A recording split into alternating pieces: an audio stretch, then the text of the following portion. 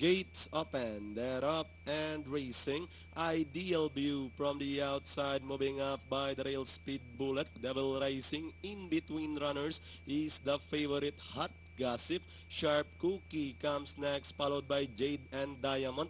Manila Magic running second last, and Super Elegant is running at the tail of the field.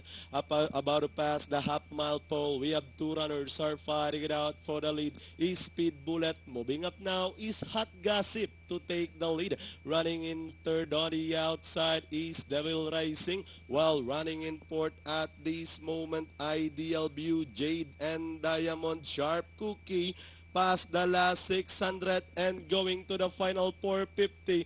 This one, the top favorite, Hot Gossip. This time by about 4 lengths now. Running now in second is Devil Rising by the rail. Fighting back is Speed Bullet.